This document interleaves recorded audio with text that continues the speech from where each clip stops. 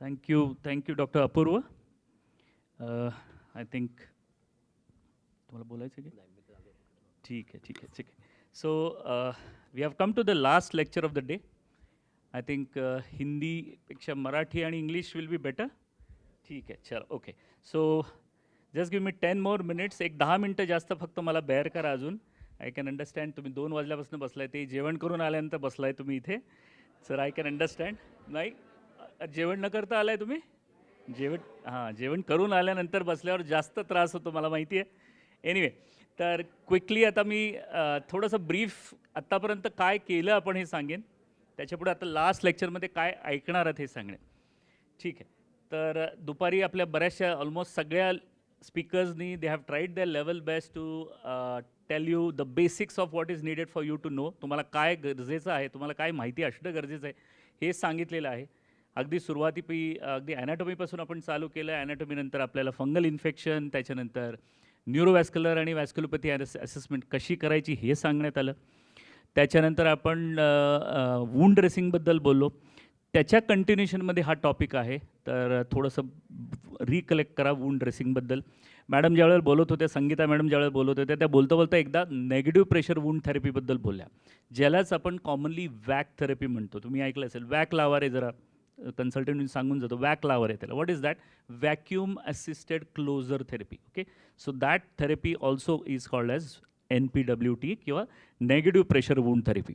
So basically आपण हे का बोलतो आहे, कशासाठी बोलतो आहे, तर कुठल्याही वूंड्सना, आता आपण डायबेटिक फूडबद्दलच बोलत नाही आहे, आपण इन जनरल बोलूया की whenever we come across any wounds. आपण ज्यावेळेला वूंड्सबद्दल बोलतो त्यावेळेला एखादी वूंड ज्यावेळेला येते आणि ती जर जास्त प्रमाणात वेळ घेत असेल हील होण्यासाठी, ज्याला आपण म्हणू की क्रॉनिक वूंड असते, तर त्यावेळेला तिला डिलेड वूंड हिलिंगच्या फेजमध्ये गेल्यानंतर तिला जास्त त्रास घेतो, हील होण्यासाठी वेळ लागतो आणि त्याच्यामध्ये बराचसा त्रास पेशंटला बेसिकली होतो, कारण तर रेग्युलरली ड्रेसिंग करतो आपण. So because of that the pain is more, the morbidity is more. पेशंटला जास्त दिवस हॉस्पिटलाइज राहण्यासाठी गरज लागतं आणि मग अल्टिमेटली आपण काय करतो, ते plastic surgical procedure either like skin grafting किंवा रिकन्स्ट्रक्टिव्ह फ्लॅप प्रोसिजर करतो. ते हा सगळा जो कार्यक्रम होतो याला बराच वेळ लागतो, ज्याच्यामध्ये पेशंटला खूप सफर करावं लागतं. Okay, so that is the reason why ही थेरपी आली, something called as negative pressure wound therapy. तर याच्यामध्ये एक्झॅक्टली काय करतो आपण, तर this is an alternative for the conventional method of wound management. ही आली आहे, this is not a substitute, this is an alternative method. That doesn't mean, याचा अर्थ असं नाही की NPWT आली आहे म्हणल्यावर प्रिव्हियस आपण करणाऱ्या वूंड मॅनेजमेंटच्या टेक्निक्स बदलल्या नाही. It is going to be there. पण आजकाल आपण काय प्रेफर करतो तर NPWT, कारण याचे रिझल्ट्स चांगले आहेत आणि इझिली अवेलेबल आहे आजच्या तारखेला आणि रिझल्ट्स चांगले आहेत महत्त्वाचे म्हणजे. आणि त्याच्याने फायदा काय व्हायला लागला आपल्याला, तर it has become as an alternative for decrease in the stay. The hospital stay has gone down. Hospitalization कमी करायची गरज पडते. पेशंटचं पेन कमी व्हायला लागलं आहे, कारण एकदा का ड्रेसिंग लावलं की त्याला 5व्या ते 7व्या दिवशीच आपण काढतो. रोज उठून सकाळ संध्याकाळी त्याला ड्रेसिंग करायची गरज पडत नाही. त्याच्यामुळे कॉस्टही कमी झाली आहे. रेग्युलर डिस्पोजेबल्स वापरायचे, ड्रेसिंगचं सामान वापरायचं, त्याची कॉस्ट पण कमी झाली. एकदाच जे काही कॉस्ट लागणार आहे ती 5 ते 7 दिवसांसाठी लागणार आहे. आणि सर्वात महत्त्वाचं म्हणजे पेशंट कम्फर्टेबल होतो आणि आपल्याला एंड रिझल्ट चांगला मिळतो. That is what is the benefit of this NPWT. तर याची थोडीशी हिस्ट्री जर तुम्हाला सांगायची झाली तर ॲक्च्युली ह्याची सुरुवात झाली आहे 1947पासून. म्हणजे NPWT ॲज सच सुरुवात झाली 1997पासून. बट 1947, 1952, 1989पर्यंत सगळ्या गोष्टी थोड्याफार प्रमाणात त्या दिशेने होत होत्या. म्हणजे यूज ऑफ क्लोज सक्शन वापरलं गेलं. कोणी वॉल माउंटेड सक्शन वापरायचं, कोणी सक्शन मशीन वापरायचं वूंडसाठी. बट 1947 टू ऑलमोस्ट 1989, 1997पर्यंत हा सगळा प्रकार चालू होता. काही पेपर्स असे पण सापडतात लिटरेचरमध्ये की दाखवतात की वूंड हिलिंग बऱ्यापैकी इम्प्रूव्ह झाली आहे with the use of negative suction. But formerly ज्याला आपण NPWT किंवा व्हॅक्यूम ड्रेसिंग म्हणू, that was being started in 1997 by Argenta आणि मोरिक्वास नावाच्या दोन्ही सर्जन्सनी ते सुरू केले आणि त्यांनी प्रपोज केलं पहिल्यांदा. सो मग त्याच्यापुढे काय झालं, what went on is after 1997 all these wounds किंवा आपण ज्याला अल्सर्स म्हणू, हे सगळे जर मी काय असं सगळं एक जर वाचायला सुरुवात केली तर that is a long list of indications where we can use vacuum dressing. For example the common is being use is a traumatic wounds. Traumatic wound आपण म्हणतो ज्यावेळेला एखादे रोड ट्रॅफिक ॲक्सिडेंट झाला असेल. For example you have got a patient who has got a wound after a trauma. So this is a traumatic wound, this is again a traumatic wound. मग application of वॅक केल्यानंतर ह्या सगळ्या गोष्टी अशा पद्धतीने heal होतात. These are all traumatic wounds. I will show you the results later on in the slide. But these are nothing but traumatic wounds ज्याला commonly आजच्या तारखेला आपण व्हॅक्यूम ड्रेसिंग लावतो. दुसरी वुंड्स आहेत व्हेरी कॉमनली ज्याच्यासाठी आपण आज जमलो आहे किंवा आपण सगळं डायबेटिक फूटबद्दल बोलतो आहे. These are classical diabetic foot ulcers. तुम्ही पण बघितलं असेल वॉर्डात ज्यावेळेला पेशंट असतो त्यावेळेला डायबेटिक फूट अल्सर हील होतात, but it takes a longer time. या असे शिनवरती असतात, ती ॲम्प्युटेशन स्टंपवरती असतात किंवा फूट ऑफ दी प्लांटार फूटवरती असतात. So these are all diabetic foot ulcers where negative pressure vacuum therapy can be use, वापरू शकतो आपण. अदर वुंड्स तुम्ही बघितलं असेल bed sores. Bed ridden patient असतो, नर्सिंग तुम्ही करत असता, सेक्रल रिजनला आहे इकडच्या बाजूला. There are almost reaching till the sacrum, बोनपर्यंत पोचलेले वुंड्स असतात आणि असा येलोइश कलरचा ब्लॅकन एक प्रकारचा स्लफ असतो वरती. So these are the wounds which can be treated by negative pressure wound therapies. अजून just to add a few of the indications, arterial ulcers असतात, व्हीनस अल्सर ज्याला आपण व्हेरिकोज अल्सर्स म्हणतो, हे सगळे अल्सर्स NPWTने ट्रीट करता येऊ शकतात. रोड ट्रॅफिक ॲक्सिडेंट मी जे ऑलरेडी सांगितलंच आहे. पण ह्याच्याबरोबर सुद्धा अजून काही इंडिकेशन्स आहेत ज्याच्यामध्ये आजच्या तारखेला आपण नेगेटिव्ह प्रेशर वूड थेरपी वापरू शकतो. या तर झाल्या इंडिकेशन ज्याला आपण हे वापरू शकतो. कुठल्या कुठल्या गोष्टींमध्ये वापरता येणार नाही ही सुद्धा गोष्ट आपल्याला माहिती पाहिजे. असं नाही की सगळी जखम दिसली की सगळ्यांना वॅक लावायचं आहे, तसं नाही. देर आर सर्टन इंडिकेशन्स जिथे आपण कॉन्ट्राइंडिकेशन आपण ज्याला म्हणतो की जिथे जी जखम जर एक्सपोज असेल, एक्सपोज आहे जखम पण अंडरलाईंग वायटल ऑर्गन्सवरती एक्सपोज असेल. फॉर एक्झाम्पल अंडरलाईंग बोन आहे जे ऑस्टिओमायलायटिक आहे, बोनचं इन्फेक्शन आहे, बोन ऑलमोस्ट ऑस्टिओमायलायटिस आहे, तिथे आपण वॅक वापरायचं नाही. Unless until you treat the osteomyelitis, don't apply vac. That is a basic thing. Okay. Same thing if the patient is already patient who is having blood thinners चालू आहेत, अँटीप्लेटलेट therapy चालू आहे किंवा त्याची कोऑग्युलेशन प्रोफाईल डिस्टर्ब झालेली आहे, त्याचा BTCT आपण करतो, PT करतो आणि ते बरंच डिरेंज झाले असेल तर अशा पेशंटला व्हॅक्यूम थेरपी लावू नका. अशा पेशंटला आधी नॉर्मलाइज करा, त्याला प्लाझ्मा सप्लाय द्या, त्याच्यानंतर आपण ज्याला प्लेटलेट रिच प्लाझ्मा देतो ते द्या. Bring the coagulation profile to normal and then apply vacuum dressing. Okay, so these are certain patients whom you have to take special care for. जर नेक्रोटिक टिश्यू ऑलरेडी असेल, so do not be under that impression की vacuum therapy तुमची necrotic tissue काढू शकेल. No, it has to be done surgically. Surgically debride केल्याशिवाय, necrotic tissue काढल्याशिवाय कुठल्याही पेशंटला vacuum लावायचं नाही. ओके. अंडरलाईंग वूंडमध्ये जर मॅलिग्नन्सी सस्पेक्टेड असेल, so malignancy in the wound again is a contraindication. You will not apply vacuum on a suspected malignancy in wound. For example तुम्ही ऐकलं असेल मार्जुलिन्स अल्सर म्हणतो आपण. म्हणजे काय असतो तो Marjolin's ulcer is cancer of the skin, जिथे ते अल्सर जो अनेक वर्षापासून आहे, जो over a period of time cancer रूपी फॉर्मेशन होतं, ते तर त्याला म्हणतो आपण मार्जुलिन्स अल्सर. तर अशा मॅलिग्नन्सी असलेल्या वुंड्समध्ये आपण व्हॅक्यूम ड्रेसिंग लावायचं नाही. काही फिश्युलाज असतात. फॉर एक्झाम्पल कुठेतरी लेट्स से ॲबडॉमिनल सर्जरी झालेली आहे.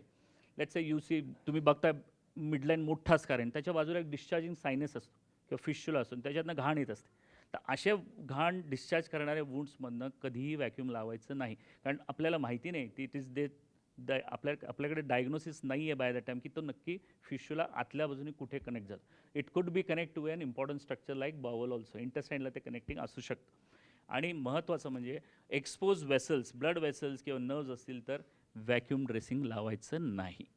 या सगळ्या गोष्टी सोडून जिथे जिथे वूंड ठीकठाक आहे आणि तुम्हाला वाटतं की it is going to take a lot of time, then you can apply a vacuum dressing. Okay.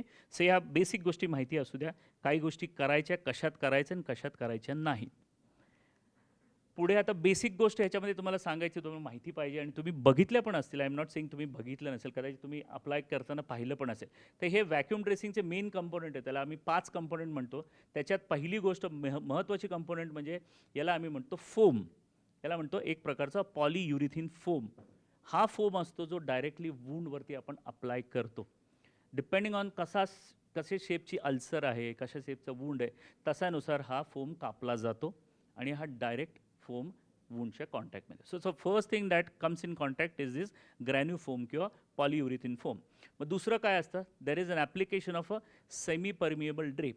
म्हणजे हा पहिल्यांदा सगळा कवर केल्यानंतर त्याच्यावरती वॉटर सील कंपार्टमेंट म्हणजे एकदम एअरटाईट करण्यासाठी हे वापरलं जातं on the wound. So this is a semi permeable drape. So पहिली गोष्ट म्हणजे फोम असणार, पॉलियुरिथिन फोम. दुसरी म्हणजे सेमी परमिएबल ड्रेप असणार.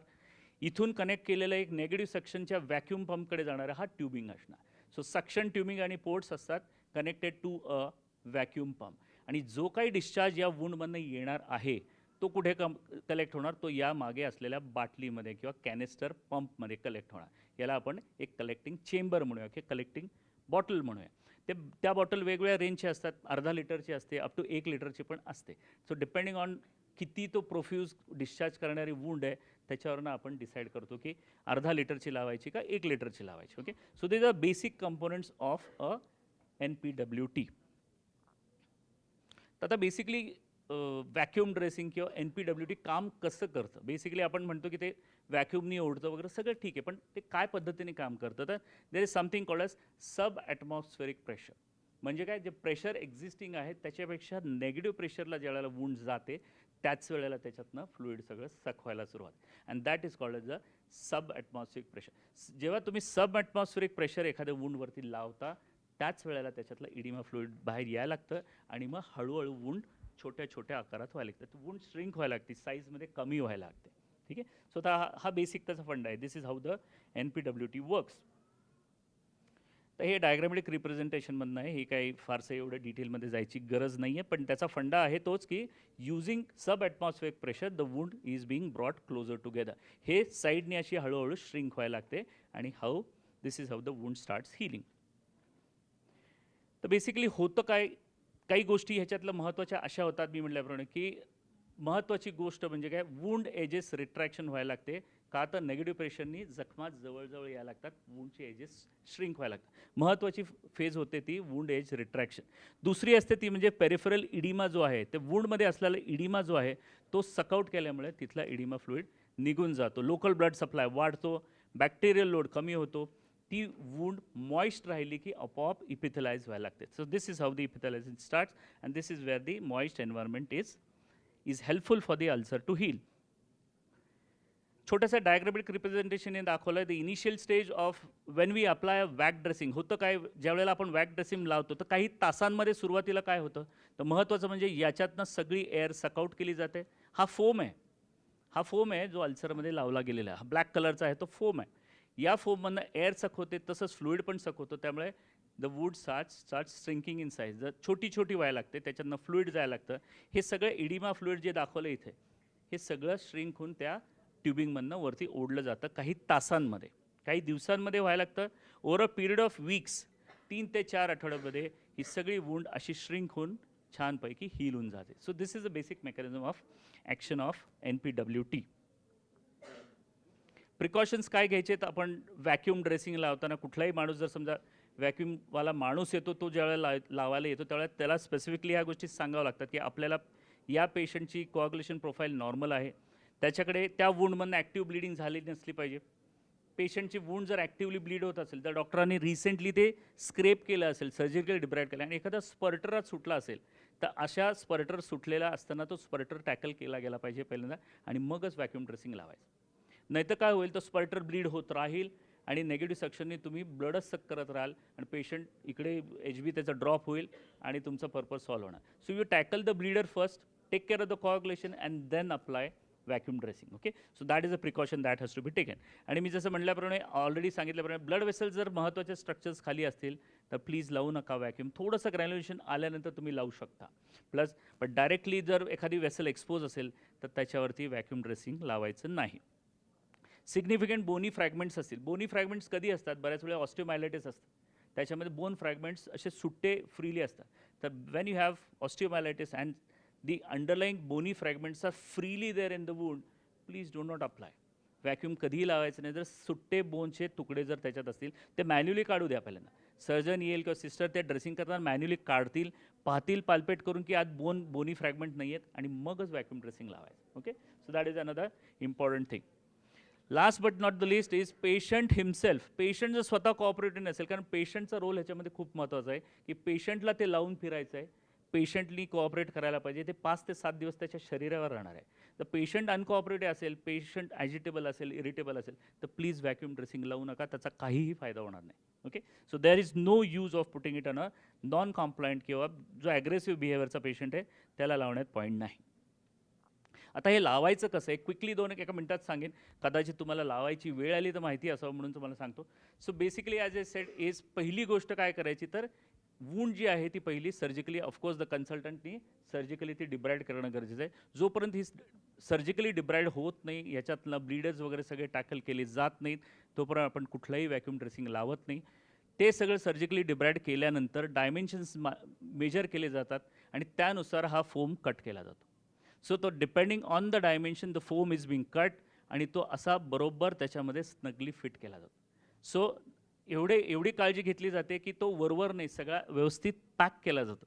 म्हणजे सगळा आतला टिश्यू हा फोमला टच झाला पाहिजे आणि मग त्याच्यावरती हा जो मी म्हटल्याप्रमाणे ड्रेप लावण्यात येतो, त्याच्यानी वॉटरप्रूफ होऊन जातो, एअरटाईट होऊन जाते ती वूंड आणि त्याला मग एक छोटीशी होल करून त्याला तिथून ट्यूबिंग लावून व्हॅक्यूम पंपला कनेक्ट करून आणि मग तुम्ही ती पॉवर ऑन करायची आहे. त्याच्यानंतरच निगेटिव्ह सेक्शन चालू होतं. मग हे निगेटिव्ह सेक्शन किती वेळा लावू शकतो? हे कंटिन्युअसली पण लावता येतं, इंटरमिटंटली पण लावता येतं. कंटिन्युअसली लावलं तर तुम्ही कंटिन्युअस लावलं तर थोडंसं पेन, एक प्रकारचं पुलिंग सेन्सेशन पेशंटला येऊ शकतं, ते which could be discomforting for the patient. पण जर पेशंट जर टॉलरेट करत असेल तर तुम्ही कंटिन्युअस सक्शन लावू शकता. द सेकंड ऑप्शन आहे इंटरमिटंट लावायचं ऑप्शन आहे, ज्याला आपण म्हणतो की 5 मिनटं लावायचं, 2 मिनटं रिलीज करायचं. आणि हे तुम्ही मॅन्युअली करायचं का पेशंटने करायचं नाही, ऑटोमॅटिक मशीन आपले आप करत राहतं. 5 मिनटं सक्शन करतं, 2 मिनटं ते ऑफ होतं, परत 5 मिनटं ऑन करतं, सक्शन करतं, 2 मिनटं ऑफ होतं. सो ऑटोमॅटिकली इंटरमिटंटली ते सक्शन होत राहतं. अशा पण मेथड्सने आपण ते व्हॅक्यूम ड्रेसिंग लावू शकतो. तर किती प्रेशर लावायचं असतं, what is the ideal pressure? There are certain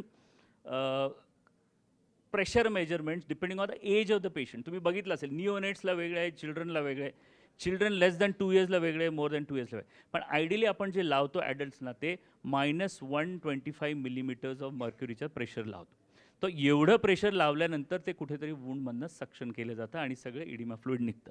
but the child if is smaller than 2 years, definitely -50 to -75. हे सगळं सेटिंग त्या मशीनवर असतं, आपल्याला काही वेगळं करायची गरज नाही. That's a setting on the machine which you can adjust and depending on that setting, depending on the age of the patient, आपल्याला हे सेटिंग लावायचं असतं. कारण कमी एज असेल, जास्त प्रेशर लावलं तर अननेसरी टिश्यू जास्त व्हॅक्यूमनी ओढला जाऊ शकतो. सो ते अवॉइड करण्यासाठी हे प्रेशर फिक्स प्रमाणात सांगितलेलं आहे. आता हे लावायचं किती दिवस? बेसिकली मी म्हटल्याप्रमाणे आता 5 ते 7 दिवस इज नॉर्मली इंडिकेटेड. पण आता फॉर एक्झाम्पल लेट्स से मी आज लावलं त्याला, एक वूंड होती त्याला मी आज NPWT लावलं, 5 दिवसांनी 7 दिवसांनी त्या पेशंटचं व्हॅक्यूम ड्रेसिंग मी काढायला बोलवलं, पण मला जो सॅटिस्फॅक्टरी रिझल्ट होता, अपेक्षित होता, तो मिळालेला नाही आहे. किंवा फॉर एक्झाम्पल त्याला इडिमा अजून आहे, भरपूर स्लफ त्याच्यात दिसतो आहे, तर मी थांबायचं का? नाही. There is a certain end point आम्ही जे बघतो ते आपल्याला माहिती पाहिजे की जर ती वूंड एवढी चांगली हील झाली आहे की आता त्याच्यावर आयदर स्किन ग्राफ्टिंग करू शकतो किंवा त्याच्यावरती फ्लॅप लावू शकतो. अशी परिस्थिती झाली असेल तर तुम्ही नेगेटिव्ह सेक्शन बंद करा आणि रिअप्लाय करू नका. जर झाली नसेल, अजून तुम्हाला वाटतं की भरपूर स्लफ आहे, भरपूर इडिमा आहे, तर you can reapply it. Reapply करा, परत 5 ते 7 दिवस रिअप्लाय करू शकतो आणि लावू शकतो. जर तुम्हाला वाटलं की आता फ्लॅप आणि हे ते करण्याच्या व्यतिरिक्त आपण सेकंडरी हिलिंगनी पण हील होऊ शकेल, आता काही फार त्याला डिस्चार्ज येणार नाही आहे आणि आहे तो इडिमा सफिशियंटली कमी झालेला आहे, आता त्याचं तिची वूंड हील होऊ शकते, ज्याला आपण सेकंडरी हिलिंग म्हणतो, तशी परिस्थिती झाली तरी पण नेगेटिव्ह सेक्शन बंद करू शकतो.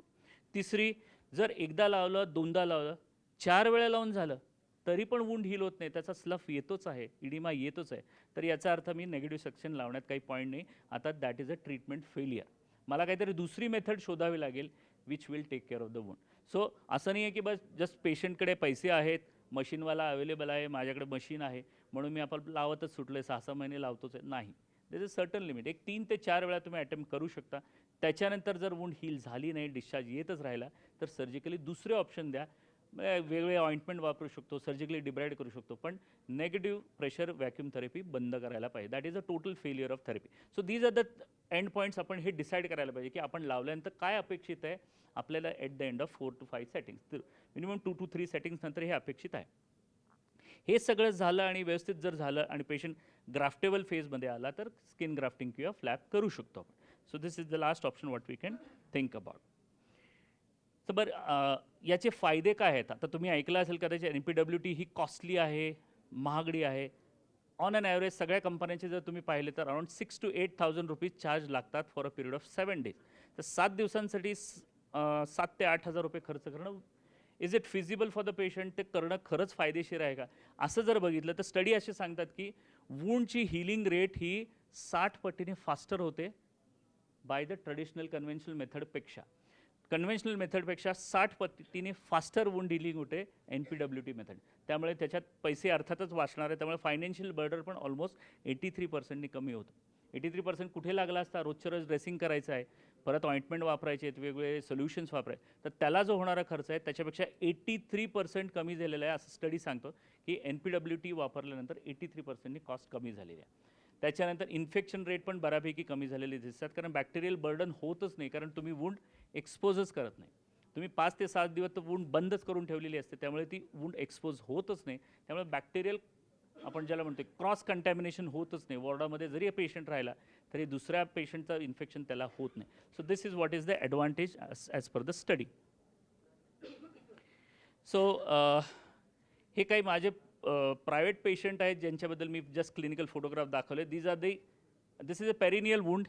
पेरिनियममधली वूंड आहे. फॉर्नियर गँग्रीनचा पेशंट आहे. आम्ही डिब्रायडमेंट केल्यानंतर हे जे काय येलो दिसते हे सगळं स्लफ आहे. And after 2 applications of vacuum dressing this is the status of the wound. आता याच्यावरती थोडंसं अजून ग्रॅज्युएशन आलं की we can do a skin grafting on this. This is a one patient. This is another patient. इथे carbuncle होतं त्या पेशंटला. तर कार्बनकल इतकं घाणेरडं होतं की we had to excise the whole skin here. So this created a big raw area and that was definitely having a lot of slough. भरपूर प्रमाणात त्याच्यावरती स्लफ होता. We applied VAC for 2 times आणि वूंड ऑलमोस्ट ग्राफ्टेबल आले. Almost या लेवलला आले की आता ह्याच्यावरती आम्ही ग्राफ्ट लावू शकतो. Third wound is a sacral wound, आपण ज्याला बेडसोर म्हणतो. बेडसरचं वूंड आहे, सेक्रम आहे. रॉ एरिया मोठा होता, पण over a period of time 2 ते 3 ॲप्लिकेशन तर बऱ्यापैकी ग्रॅन्युलेशन टिश्यू आला. So these are results after 2 to 3 applications of VAC. त्यामुळे रिझल्ट्स आर गुड. पेशंटचे पैसे वाचतात, रिपीटेड ड्रेसिंगची गरज पडत नाही, पेन कमी होतं. So these are all advantages of NPWT. Last but not the least is, हे बेनिफिट्सचं मी आत्ताच तुम्हाला बोललो. लास्ट इज, प्रत्येक थेरपीचे आपले आपले प्रॉब्लेम्स आहेत, तसेच याचे पण प्रॉब्लेम आहेत जे आता काही प्रिव्हियस स्पीकरनी आधी ऑलरेडी सांगितलेले आहेत की जर नेगेटिव्ह प्रेशर जास्त लावण्यात आलं तर ग्रॅन्युलेशन टिश्यू हे फोममध्ये घुसतं आणि एक्सेसिव्ह ग्रॅन्युलेशन टिश्यू तयार होतं, which is not good for the patient. तर इनग्रोथ होतं. त्याच्यानंतर ते काढताना पेन होऊ शकतं जास्त सक्शन लावलं गेलं तर. स्किन आजूबाजूची जी थोडीशी ओली राहिली ते बॅसरेट होऊ शकते. काही वेळेला जर प्रेशर नेहमीपेक्षा जास्त लावलं तर तिथला ब्लड सप्लाय थोडासा हॅम्पर होऊ शकतो. 1-2 मिनटं, शेवटचे 2 स्लाईड आहेत. 2 स्लाईड माझ्यासाठी ऐका तुम्ही फक्त, ठीक आहे. Last but not the least is, there can be allergies to the adhesive tape. काही पेशंट्सला ॲडेसिव्ह टेप लावल्याच तिचं रेडनेस यायला लागतं, इचिंग व्हायला लागतं, पेशंटला एक प्रकारचं त्रास व्हायला लागतं, पेशंट काढून टाका म्हणून सांगतो. तर तशा वेळेला ताबडतोब ती ॲलर्जी आल्यामुळे आपल्याला काढावं लागतं. So these are some of the problems. त्याच्यानंतर पेशंटच्या ऑड लोकेशनला जसं मी दाखवल्यापर्यंत, if the vacuum dressing is on the perineum, just imagine किती डिस्कम्फर्टिंग होत असेल पेशंटला. म्हणजे कंटिन्युअसली ते लावून ठेवलं नेगेटिव्ह सेक्शन, पेशंट कुठे हलवू शकत नाही. तर थोडं रिस्ट्रिक्टेड मोबिलिटी हा एक डिस्कम्फर्टिंग आहे. पण जर ओव्हरऑल लॉंगर ड्युरेशनचा फायदा बघितला तर पेशंटला पण सांगू शकतो 4-5 दिवस सहन कर बाबा, तुझ्या चांगल्यासाठी आहे. वूंड हील झाली की पटकन तुझा त्रास कमी होईल. सो हे प्रॅक्टिकल प्रॉब्लेम आहेत, पण steel they can be overcome आणि आपण डेफिनेटली पेशंटला हे सांगू शकतो. ओके, सो आय थिंक जेवढा शॉर्टमध्ये मला करता आलं तेवढं मी केलं. That's the last slide. काय टाळ्या वाजल्यात, काय टाळ्या वाजल्या.